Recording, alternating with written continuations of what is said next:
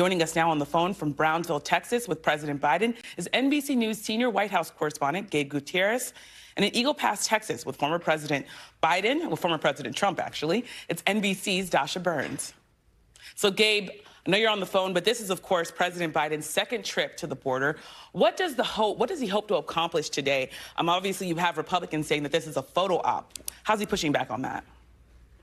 Yeah, that's right, Yamiche. Look, inside the room where President Biden is expected any moment now. That's why we'll be speaking in a bit of a hushed tone here, but you may be able to see a live picture. And along that wall, men and women in green, members of the United States Border Patrol, waiting to meet President Biden. He's expected to speak here.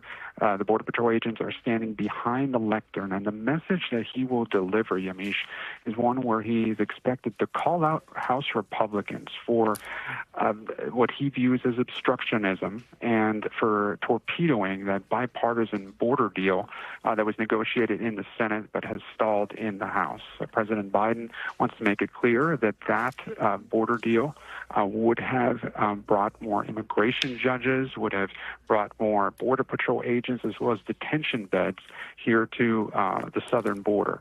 Now, of course, this comes, Yamiche, as you well know, as the White House tries to move its messaging on immigration. Certainly immigration, a top issue heading into the 2024 election.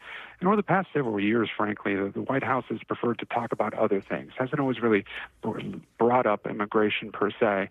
They really are now seizing the opportunity, what they view as an opportunity, after that bipartisan border deal was tanked. Now, in the last few minutes, President Biden actually visited the border itself. We're right now just north of Brownsville.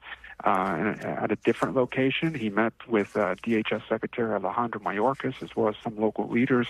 We're told he's expected to get a briefing here, an operational briefing from other local leaders. But again, President Biden seizing the opportunity to drive the message that many Democrats now view that Republicans are standing in the way of true border security, Yamiche. And Gabe, I also want to ask you about this issue. The Biden administration has been fighting with Texas over who has jurisdiction over the border. Today, a federal judge blocked a Texas law that would have granted local authorities powers to arrest and deport migrants illegally crossing the border. So what more do we know about that fight and what's happening now?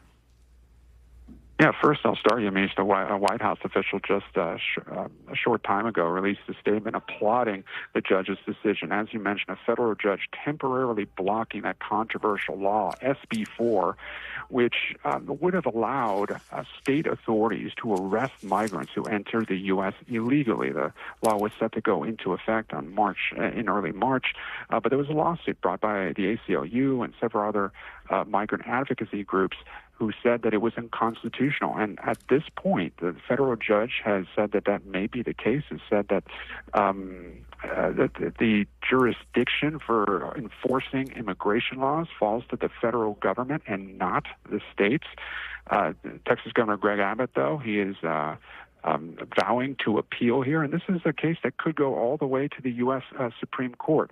But as you said, Yamiche, it comes after a long border battle between Texas Governor Greg Abbott and the Biden administration. This dates back quite some time now, and Governor Abbott busing migrants to different Democratic-led cities across the country, and also clashing with the administration over installing razor wire along the border, and also those buoys on the Rio Grande, which were very controversial. But again, that law, SB 4, here temporarily blocked by that federal judge.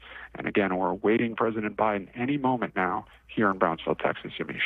And Dasha, you're there with former President Trump. Greg Abbott is with Trump. How is the Trump campaign framing this dueling visit to the border, of course, as President Biden is also in Texas?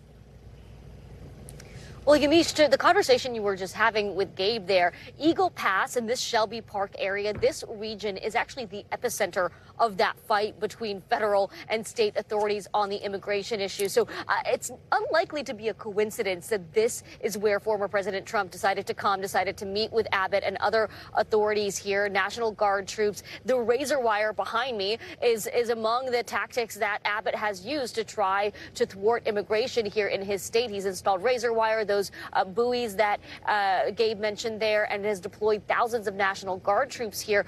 This is actually something that former President Trump is hoping to use in a second administration. He's planning what he says is the largest deportation operation in U.S. history. And for that, he plans to use what he calls cooperative states like Texas, to use their resources, National Guard and other authorities, to go into uncooperative states, blue states, and enforce immigration there to track down immigrants that are here illegally and deport them.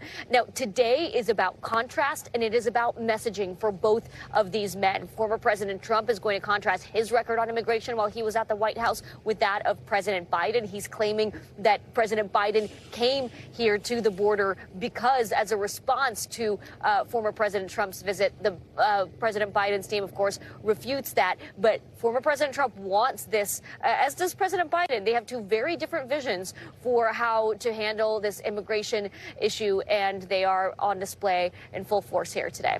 They are certainly on display, Dasha, in full force. And I want to ask you, what's the situation on the ground in Eagle Pass today? Of course, we've heard Trump making all sorts of claims about what's happening there. What are you seeing?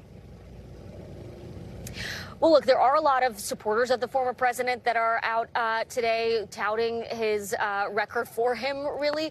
They do feel frustrated by how President Biden has handled the border situation. I mean, we see that in polling, which is one of the reasons Trump is making this visit, right? He sees that this immigration issue is politically positive for him, and he did tank that bipartisan border deal. This is something he wants his hands around. He wants to be able to handle and to tackle. And he's laying out these very ambitious, unprecedented plans for his second administration, and hoping to capitalize on the frustration and the electorate, really starting to move to the right on this issue, not just Republicans, but Democrats also moving center and center right, because this crisis is now at the forefront of blue states as well. You look at cities like New York and Chicago that are now handling this. He's really hoping to capitalize on that.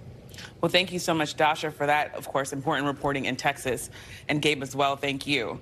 Thanks for watching. Stay updated about breaking news and top stories on the NBC News app, or follow us on social media.